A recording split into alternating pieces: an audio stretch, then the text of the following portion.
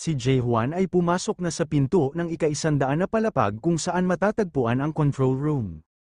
Sa pagdating niya dito ay tumambad sa kanya ang mga monitor screen. Lahat ba ng nakikita ko ay mga lugar sa loob ng tore? Nakikita ko ang palapag ng pagtawag, pati na rin ang lugar sa Atopos. Sambit ni Jae-hwan, at bigla may narinig siyang nagsalita. Kainis, nandito ka na pala, akala ko dadaan ka pa sa nayon bago pumunta rito. Naging maingat si Jae-hwan kaya pumosisyon siya agad para makipaglaban. Huwag ka naman maging ganyan, relax ka lang, hindi naman kita kakalabanin. Patawad, hindi ko pala naipadala ang aking mensahe ng maaga. Sandali lang ito, aayusin ko na, sambit ng nilalang na nagsasalita. At may biglang lumabas na notification sa harapan ni Jae-hwan. Itong nakamit mo, sa panlabas na aspekto, ay parang maganda, pero sa totoo lang nakakairita itong tingnan. Isang pop-up screen ang lumabas sa harapan ni Jae-hwan. Binabati kita, ikaw ang pinakauna na nakatapos sa tutorial tower na laro sa loob ng mundo ng ika-274. Itong nakamit mo ay itatala sa Immortal Library o ang Akashic Record.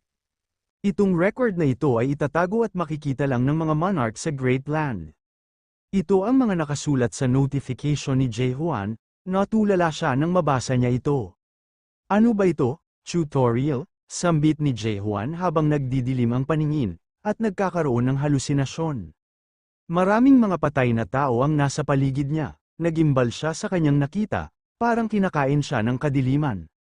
Nakakagulat ba ito para sa'yo? Pero sana hindi ka lamunin ang husto nito, dahil kung magpal-amon ka ay siguradong kakainin ka ng iyong emosyon, pero sa tingin ko huli na para pigilan ba ito, hay.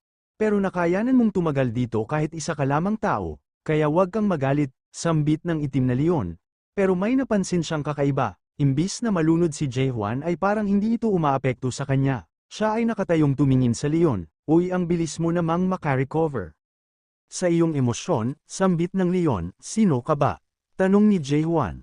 Ay ano ba yan, nakikipag-usap pala ako sa iyo nang hindi nagpapakilala. Patawad, natutuwa lang talaga ako na makita ka, at makapunta sa ika-100 na palapag. Ako nga pala ang demonyo na si Beast Train, ang siyang nagmamay-ari ng toring natapos mo. Sambit ng leon, kung ang lahat ng ito ay pawang tutorial lamang, ibig sabihin may tunay na laro pang dapat tapusin.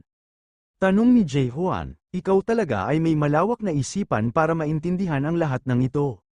Pero bago ang lahat, meron akong gustong ipakita sa iyo. Sambit ng leon habang pinitik niya ang kanyang kamay at ipinakita ang mga nakaraang pangyayari sa buhay ni Jae-hwan.